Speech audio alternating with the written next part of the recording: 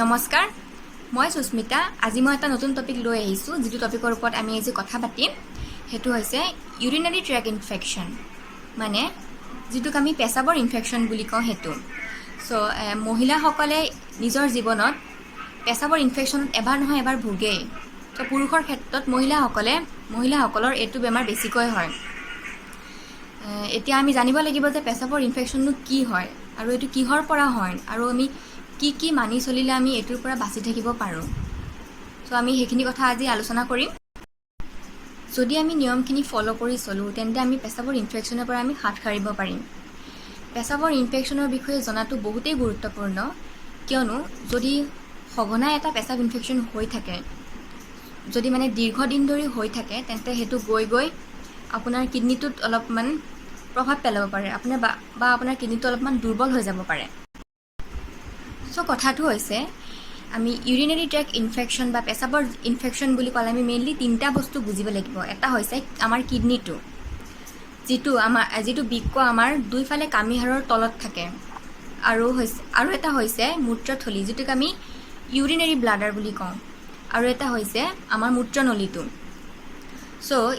Kidney বুলি ক'লে যিটোৱে আমাৰ ইউৰিন বনায়, মানে ধৰি লওক আমাৰ তেজৰ পৰা যিখিনি বেয়া পদাৰ্থ আছে সেইখিনি কিডনীয়ে চেকি যিটো ভাল ৰৈ যায় সেইটো আমাৰ ইউৰিনাৰী ব্লাডাৰত জমা কৰে, আৰু সেইটো আমাৰ মূত্ৰনলী দি ওলাই পৰে।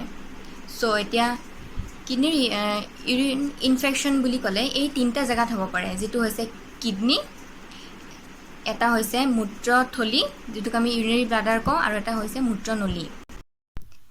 এই তিনিটাৰ ভিতৰত যদি আপোনাৰ কিডনীত যদি ইনফেকশ্যন হয়, তেন্তে সেইটো অলপমান ভয়াৱহ হয়, কিয়নো কিডনীটোত ইনফেকশ্যন হ'লে অলপমান কমপ্লিকেশ্যন হ'ব পাৰে, আৰু যদি মূত্ৰথলী বা মূত্ৰনলীত ইনফেকশ্যন হয়, তেন্তে এইটো বেছি ছিৰিয়াছ নহয়। আপুনি ডক্তৰৰ পৰামৰ্শ লৈ এইটো সহজে ভাল কৰিব পাৰিব। পেচাবৰ ইনফেকশ্যনক তিনিটা ভাগত ভগোৱা হৈছে। যদি মানে ইনফেকশ্যনটো কিডনীত হয়, তেন্তে আমি সেইটোক পাইলোনেফ্ৰাইটিছ বুলি কওঁ, আৰু যদি ইনফেকশ্যনটো মূত্ৰথলীত হয়, তেন্তে আমি সেইটোক চিষ্টাইটিছ বুলি কওঁ, আৰু যদি ইনফেকশ্যনটো পেচাবৰ নলীত হয়, তেন্তে আমি সেইটোক ইউৰেথ্ৰাইটিছ বুলি কওঁ। প্ৰথম কথা জানিব লাগিব যে পেচাবৰ ইনফেকশ্যনটো মহিলাৰ ক্ষেত্ৰত বেছিকৈ হয়। কিয় হয়? আমি কিছুমান সামাজিক নীতি নিয়ম আৰু কিছুমান দায়বদ্ধতাৰ ক্ষেত্ৰত আমি য'তে ত'তে হয়তো আমি পেচাব কৰিব নোৱাৰোঁ।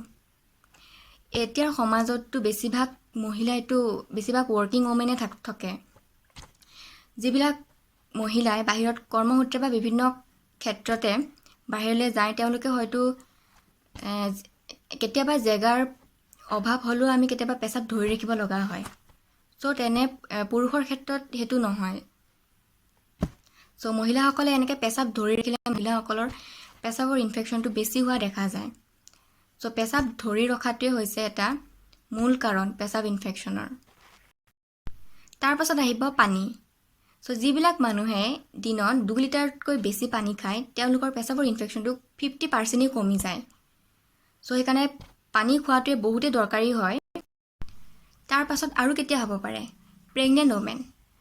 গৰ্ভৱতী মহিলাৰ ক্ষেত্ৰতো এইটো খুবেই কমন, কিয়নো বাঢ়ি থকা বাচ্চাটো আৰু ইউটেৰাছ, যিটোক আমি জৰায়ু বুলি কওঁ, সেইটোৱে যিটো এটা হেঁচা প্ৰয়োগ কৰে ইউৰিনেৰী ব্লাডাৰত, তাৰ ফলতো আমাৰ পেচাব ইনফেকশ্যন হ'ব পাৰে। আৰু এইটো গৈ পেলাই এটা ডেলিভাৰীৰ সময়তো বহুত মানে কমপ্লিকেশ্যনৰ সৃষ্টি কৰিব পাৰে, মানে প্ৰিটাৰ্ম ডেলিভাৰী হ'ব পাৰে। প্ৰিটাৰ্ম ডেলিভাৰী হৈছে মানে যদি 9 মাহত হ'ব লগা হয়, তেন্তে তাৰ আগতেই হৈ যায়। সেইটোৰ ফলত বাচ্চাটোৰ ওপৰতো এটা প্ৰভাৱ পৰে। সেইবাবে আজিকালি এটা নিয়ম বান্ধি দিছে, এটা ৰুটিন এক্সামিনেশ্যন কৰা হয় প্ৰেগনেণ্ট মহিলাবিলাকৰ, যিটোত মানে ইউৰিন এক্সামিনেশ্যনো কৰা হয়। সেইটো মানে কম্পালচৰি কৰি দিয়া হৈছে। সেইটো খুবেই দৰকাৰী। তাৰপিছত আৰু কি আহিব? যেতিয়া কিবা কাৰণত মানুহ এজনৰ ষ্ট্ৰ'ক হৈছে বা এক্সিডেণ্ট হৈ পেলাই হস্পিটেলত এডমিট হৈ বেডৰিডেন হৈ আছে, যেতিয়া নিজে গৈ পেচাব কৰিব নোৱাৰে, তেতিয়া কি হয়, এটা পেচাবৰ পাইপ দিয়া হয়, যিটোক আমি ইউৰিনেৰী কেথেটাৰ বুলি কওঁ। সেইটোৰ ফলতো কেতিয়াবা ইউৰিনেৰী পেচাবৰ ইনফেকশ্যন হ'ব পাৰে। আৰু এটা বেমাৰ আছে, যেতিয়া এজন মানুহৰ পাথৰ হয়, পাথৰ নোহোৱা মানুহ এজনতকৈ সেই পাথৰ হৈ থকা মানুহ এজনৰ পেচাবৰ ইনফেকশ্যনটো বেছি সোনকালে হোৱাৰ সম্ভাৱনা থাকে। আৰু এটা হয়, যিটো আমি প্ৰষ্টেটোমেগালি বুলি কওঁ।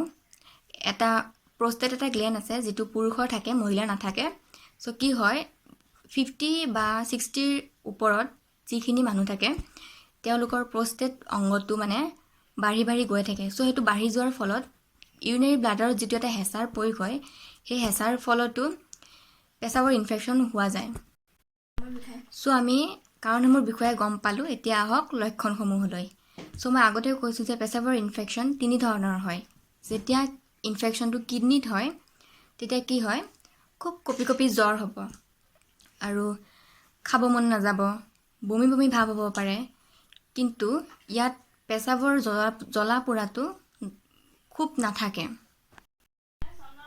চ' এতিয়া অলপ তলৰ পিনে আহিলে দেখিব যে মূত্ৰথলী চ' মূত্ৰথলীত যেতিয়া আপোনাৰ ইনফেকশ্যনটো হ'ব তেতিয়া জ্বৰটো ইমান নাথাকে মানে কঁপনিটো নাথাকিব অলপ অলপ ঠাণ্ডা লাগিব পাৰে তাৰপিছত কি হ'ব আপোনাৰ জ্বলা পোৰাটো থাকিব আৰু কি হয় এবাৰ আপুনি পেচাব কৰাৰ অহাৰ পিছত আকৌ এবাৰ লাগিব পাৰে চ' ঘনে ঘনে পেচাব হয় ইয়াত চ' কিছুমানৰ ক্ষেত্ৰত কি হয় পেচাব কৰিব গ'লেও পেচাব নহ'ব কমকৈ হ'ব আৰু পেচাবটো ধৰি ৰাখিব নোৱাৰিব পেচাব কমকৈ লাগিলেও পেচাব ধৰি ৰাখিব নোৱাৰিব বাথৰুম নোযোৱাৰ আগতে কেতিয়াবা পেচাব হৈ যাব পাৰে আৰু কেতিয়াবা কি হয় পেচাব কৰোঁতে পেচাবৰ খুব জ্বলা পৰা হ'ব পাৰে নলীটোত খুব বিষ হ'ব পাৰে চ' আল্টিমেটলি আমি আজি গম পালোঁ যে পেচাব ইনফেকশ্যনৰ কাৰণসমূহ কি আৰু লক্ষণসমূহ কি যদি কেতিয়াবা আপোনালোকৰ এনেকুৱা ধৰণৰ লক্ষণসমূহ দেখা দিয়ে তেন্তে ইমিডিয়েটলি অতি শীঘ্ৰেই আপোনালোকে ডক্টৰৰ পৰামৰ্শ ল'ব আৰু তেওঁ যি কয় সেইখিনি মানি চলিব কিয়নো